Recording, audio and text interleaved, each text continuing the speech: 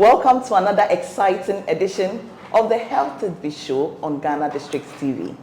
This October, we are dedicating our program to an incredibly important cause, breast cancer awareness. And we'll be focusing on educating our viewers about breast cancer, sharing vital information, and exploring potential preventative measures. Joining me today to delve into the critical topic is an amazing person, in the person of Dr. Richard Baden, a practitioner at the Community Hospital, Ashoman Branch, within the Ga East Municipality. Stay tuned. We'll be right back after this short commercial break. Every year in the month of October, we turn our attention to a cause impacting millions, breast cancer awareness. It's a time to remember, to support, and to take action. It's important to remember that breast cancer affects not only women, but also men. Early detection is key. Regular screening, like mammogram, can save lives. Welcome to the Health It Show, Dr. Richard Baden. Thank you very much, Tess. I hope you're doing well. I'm doing great, by God's grace. And you? I'm fine, by grace too. To begin with, the month of October, as you know, has been set aside to create breast cancer awareness. Yes. And we want to find out what breast cancer is and what causes it. Yes, thank you very much, Teresa. I'm so grateful to have this opportunity to educate our people. I think breast cancer is a major public health issue. Okay. And I think it deserves all the attention we are giving it. That said, I also believe that this culture of always coming around in October to make a lot of noise, then going back to sleep and coming back, waiting for the next October, we should look at it again. I think it's something we should be discussing all year round. Yeah, because in the peripheral hospitals, the small facilities, you don't see patients with breast cancer. But if you go to the big facilities like Kolebu, 37 and the rest, you see a huge number of our women coming for treatment. And a lot of them are dying from breast cancer. So it's something we must really discuss all year round. Okay. Now, coming back to your question, what breast cancer is.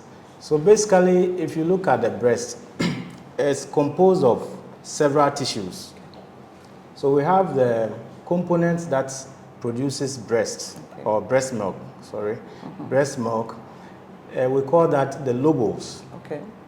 And then we have these tiny channels that convey the breast milk They're from where like it's veins. produced. They're like not veins. veins per se, we call them ducts. Okay. So they convey the breast milk from where it's produced to the nipple area.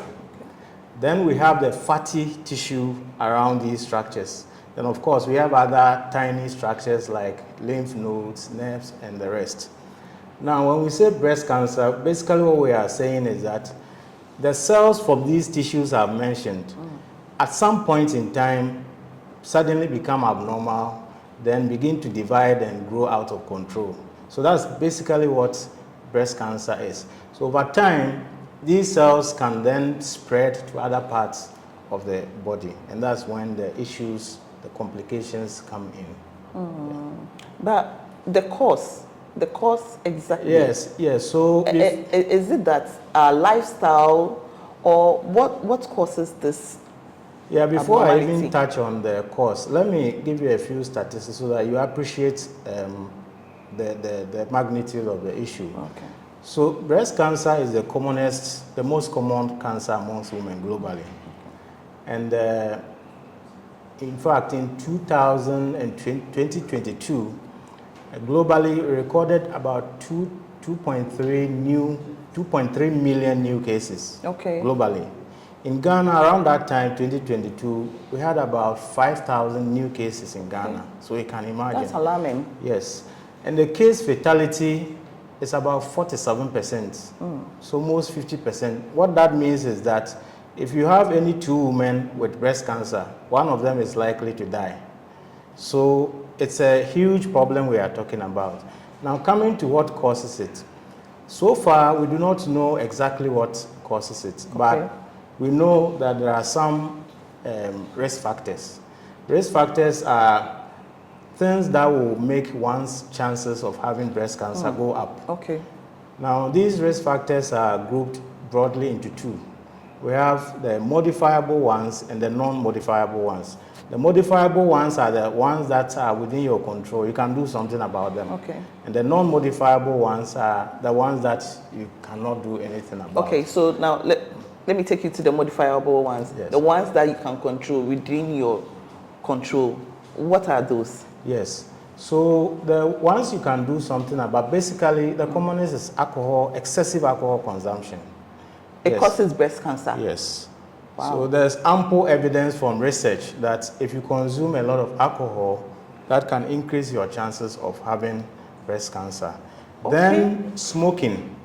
Smoking is actually one of the risk factors for most of the cancers we know, and breast cancer is not an exclusion. Then we have obesity. Or being overweight. So we know, especially if you are overweight when you are postmenopausal, Okay. when you have attained menopause, Okay. we know that your chances of having breast cancer is very high. The reason is that fat cells produce estrogen, a hormone called estrogen. And estrogen is known to be a promoter of breast cancer. Now, before menopause, the major source of estrogen is the ovaries, Okay. where you ovulate from. Okay. But post-menopause, the main source of estrogen is the fat cells. So if you put on extra weight, which means that you've accumulated excess fat, it means that you are going to produce more estrogen. Okay. And therefore, you are more likely to feed or have increased your chances of having breast cancer. Then the other one is not having a child. It looks so simple, but it's also a very big risk factor for breast cancer. The reason is that anytime you get pregnant, go through that cycle for 9 months and deliver, what happens is that you're not going to have your menstrual cycles. Actually, when you are having your menstrual cycles, you are exposed to high levels of estrogen. Okay. So anytime you are pregnant, that cycle is broken. So the exposure to estrogen also comes down. So the more children you have, the less likely you are to have breast cancer. Then having your first child after 30 years is also another crucial issue. You know, these days, a lot of our women are pursuing academics and career and all of them, relegating childbirth to the background. Of course, there are some women who also genuinely have some medical challenges, for which reason they are struggling to conceive. But if everything is fine, it is advisable that you try and have your first child, preferably in your 20s. Because if you postpone it, what happens is that you are going to have more menstrual cycles. That means you are going to be more exposed to estrogen, and that increases your chances of having breast cancer. The same thing applies to breastfeeding. Okay. Yes. If you give birth and breastfeed, preferably for 18 to 24 months, that has also been shown to reduce your chances of having breast cancer for the same reason I gave for delaying childbirth. Okay. Yes. And then lastly, for the modifiable ones, being physically inactive. Not exercising regularly. Not exercising regularly and all of that. Okay. Again, there's ample evidence to suggest that for people who have had breast cancer and had treatment, usually if they are physically active, their chances of having a recurrence is very low. And so by extension, it means that if you are not physically active, your chances of having breast cancer is also high. So these are the modifiable ones, the ones that you can do something about. Yes. And the ones that you can't do anything about. The ones that you can't do anything about. Number one is being a female. Just by virtue of being a female predisposes you to breast cancer. The reason is that females have more breast tissue than men. Okay. In fact, we know that about 99% of all cases of breast cancer occur in females, which means just about 1% occur in men. So men also get breast cancer? Men also get breast cancer, but it's quite rare. Okay. It's quite rare, but I mean, it's not something if you are a man, you must equally be concerned. What about the men who have big breasts? Like Yeah, their chest is quite full. Of course. What about them? Yes, so they are also equally, at risk. Perhaps they are more at risk than people with flatter Okay. breasts. Okay. Yes. Yes. So aside that, we also know about genetics. Genetics. There are people who have some inherited genetic mutations, and it tends to run in their family. So if you are in a family like that, your chances are high of developing breast cancer. Then increasing age. We know that generally as you age, from 40 years and beyond, your chances of having breast cancer also tends to soar. Okay. Okay. Then we know about family history. Family history is different from genetics. Family history... Are they almost the same? No, they are not. Genetics means that you inherited a genetic mutation. Yes. From your family? From the family. Yes. But family history may not necessarily mean you've inherited a genetic mutation. Okay. It may just be that because you live within the same confines, you are exposed to the same environmental factors, and that is how come you are all going to have it. Okay. Are you getting it? Get it? So family history may be genetic or may not be genetic. Okay. Yeah. All right. All right. Then we have other things like having early first menses at very early age. If you have your very first menses before your 12th birthday, we know that that is also a risk factor for breast cancer.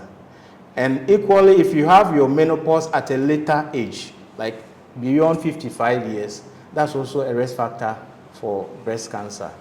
So basically, these are the ones that you cannot do anything about. So on that note, we'll take a quick commercial break. Don't go anywhere, we'll be right back. Awareness extends beyond the month of October. You can even self-examine every month, every day, every hour, every minute, every second. This month, let's all make a difference. Let's talk to our doctors. Let's encourage each other to prioritize screening and prioritize our health. Welcome back. So Doc was educating us on the modifiable and non-modifiable risk factors. And he did mention that a breastfeeding mother has a low chance of getting the disease. Now we want to find out from Doc if someone is not married, not giving birth, but the person has someone who has been sucking the breast. Like a boyfriend. Like a boyfriend, yes. Yeah, so do they also have a less risk of getting the disease? Yeah. So this is one of the misconceptions around. Okay. I'm happy you brought it up. So it should be clear that the process of breastfeeding a baby is different from a man sucking a woman's breast. Okay. In the sense that if you are breastfeeding, there are a lot of hormonal interplay. Okay. So there's a hormone called prolactin. Okay. And prolactin is the hormone that is responsible for milk production.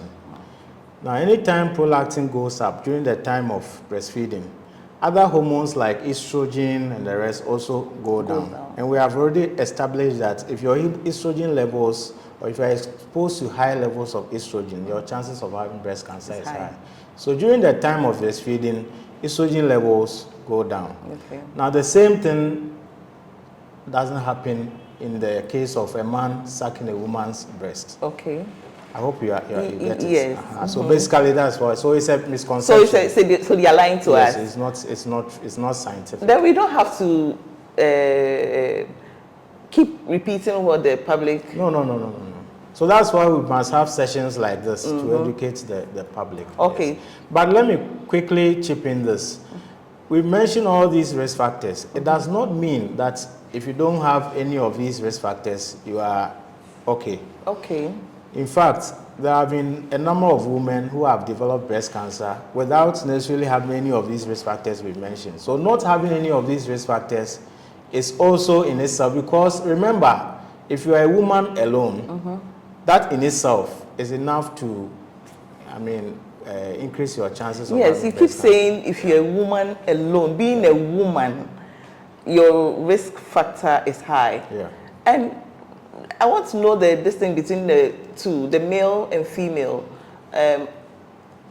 Both, because they all get the disease. Men can also get breast cancer. Yeah. Females can also get breast cancer. But I want to know the differences. the differences between both genders. Just 2 points. The first thing is that, yes, men have some level of estrogen, some small amount of estrogen, but women have estrogen higher in abundance. And we've mentioned that estrogen is one of the key promoters of certain types of breast cancer. Okay. So that is the first reason. The second reason is that women tend to have more breast tissue compared to men. Okay. So those are the 2 reasons. Okay. Yes. Doc, when is it advisable to have your screening done, like mammogram and the rest? Yeah, actually, screening is at 3 levels. So we have what we call the self-breast screening or examination. Then we have the one that is done at the clinic by a doctor or any health professional.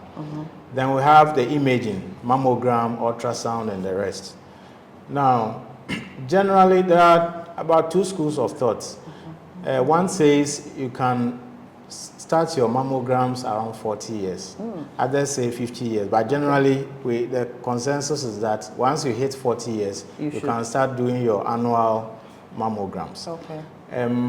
If you, however, have a risk factor, say a family history, especially if that family history has to do with a first-degree relative, like your mom, your female siblings, if any of them has had breast cancer before, then your screening should start earlier than the 40 and 50 years we are talking about. And the recommendation is that you should know the age at which your sister or your first-degree relative was diagnosed and start your screening 10 years before that age. So if that person had the breast cancer around, say, 30 years, it means that you have to start earlier, like 20 years. Okay. Now, coming to self-breast examination, there's basically no age limit. Once you hit, say, 20 years onwards, you can start examining your breast. So before we go on the self-examination, what are the various treatments available? Since we've diagnosed, after diagnosing, we treat. Yes. True. So what are the various treatments levels? Yeah, so there are a number of them available. The primary treatment modality is usually surgery. Now, surgery comes in different forms, basically 2 major forms. Okay. So we have one called lumpectomy. Lumpectomy means you are removing a lump or a mass from the breast. So that is applicable when the cancer is very small and is confined to just a small portion of the breast. You can just go in, remove the cancer, and then probably remove just a little bit of healthy tissue around it. Okay. And sometimes that can offer a cure. Okay. Yes. That so means your breast can go back to its normal state? Yes. It means you've detected it early enough, and so you could have a cure. Okay. The other form of surgery you can do is what we call mastectomy. Mastectomy means you are removing the entire breast. Okay. That means that the breast cancer has probably spread a little more. Okay. And so if you want to remove just a little portion, it may not work. So you have to excise or remove the entire breast. And then when you finish, you can reconstruct. So these are the 2 main forms of surgery we have. Beyond surgery, other treatment modalities could be, we have what we call radiotherapy. It means that you are using radiation rays to target these cancer cells and kill them. Then we can also make use of medications. There are tablets and injections we can also use for the same purpose. And there are newer treatments like hormonal treatments. Yes.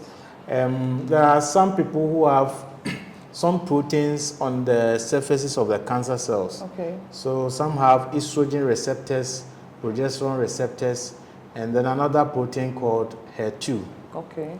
Now, if you, after diagnosis, we realize that you have these proteins on the surface of the cancer, we can give you some hormones, some hormonal medications to target and then deal with such types of cancers. Okay. Then, of course, we also have what we call the immunotherapy. Okay. So the treatment modalities are varied, a lot of them. Okay. Yes. But are there no side effects to this? Yes, that's a very good question. No treatments. I mean, basically every treatment has side effects. even ordinary paracetamol can come with side effects. So some of the common side effects could be fatigue, especially those who go through radiotherapy, chemotherapy, and the rest. You realize that every now and then you are weak, you are fatigued. And you could also have menstrual irregularities. Okay.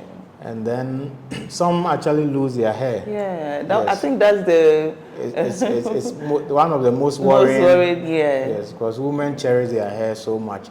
But let me mention that these side effects are usually temporary. Okay. They exist for as long as the treatment is going, and perhaps some couple of months after the treatment is done. After some time, you go back to your old self. Okay. Yes. All right. We'll take a quick commercial break. Together we can fight. Together we can conquer. Together we can make a difference. For more information on districts, metropolitan and municipal assemblies, local governance, developmental and social news, visit www.ghanadistricts.com. Now, before the break, Doc was about to tell us about self-examination. Now, Doc, please, you were talking about self-examination. Yes. Is this supposed to be a regular thing? How does one self-examine their breast? Yes, it's important. Some have argued it's not so important, but it's very important. Every woman must know the anatomy of the breast. Okay. How naturally their breast looks like. Okay. So that if there are changes, they can easily pick it up. Indeed, if you go to any of the breast centers, most of the women who have been diagnosed actually self-diagnose themselves before coming to the hospital. Oh, they felt the lump. Either noticed skin changes or felt some lump and reported. Okay, so self-examination is so important. So what is recommended is that every woman should look out for a day. You have to decide, but preferably it should be after your menses, because after your menses your breast becomes less painful to touch and it becomes softer, so that if there are masses you can easily pick them. Now, so usually the third day of up to 5th day after menses is the best time to do that. Okay. Now you could equally say, okay, as for me, I want to do it maybe every last Thursday of the month or every last Monday of the month. You can pick your birthday and then use it. Now, what you basically do is that you need to stand in front of a mirror and then look at the breasts, check whether they are the same size. Of course, sometimes you may find one of them is slightly bigger. That's anatomic variance. But if you see an obvious change in terms of size, which wasn't there before, that should be a cause for concern.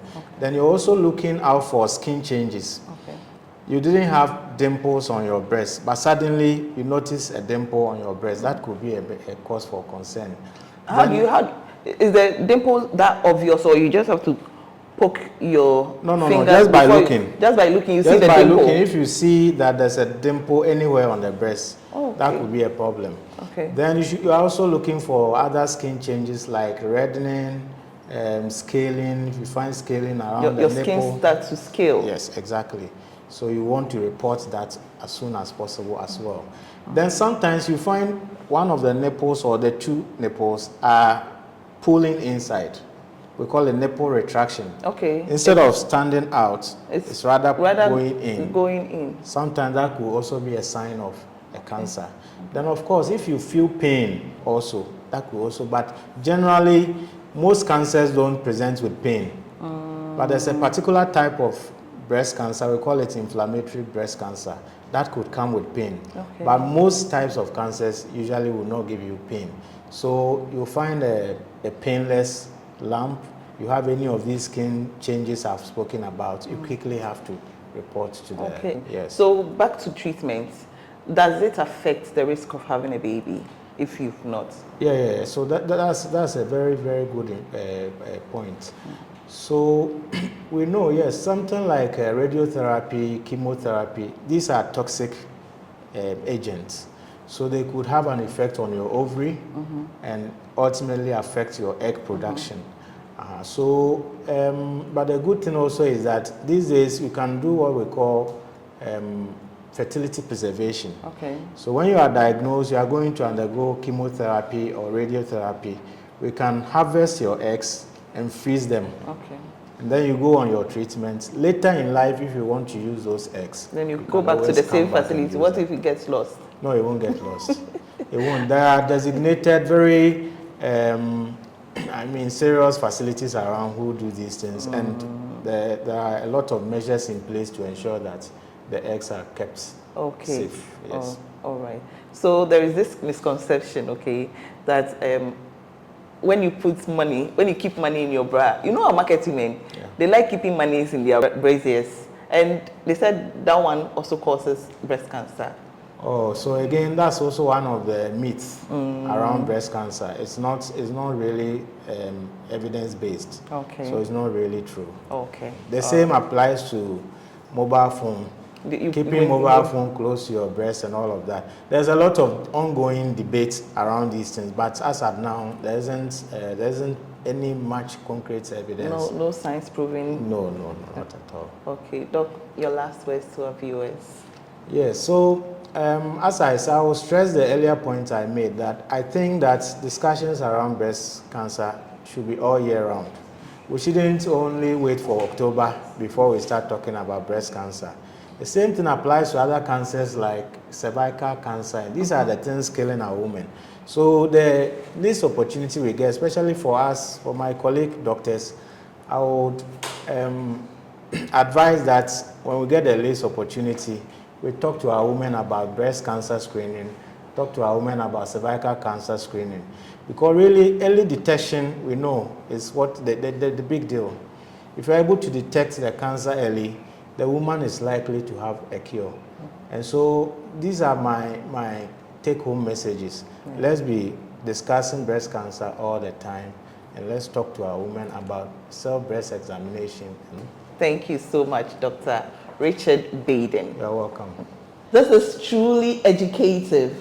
It's interesting how Breast Cancer Awareness Month in October serves as a powerful reminder to prioritize our health. And the messages goes far beyond just 1 month, doesn't it?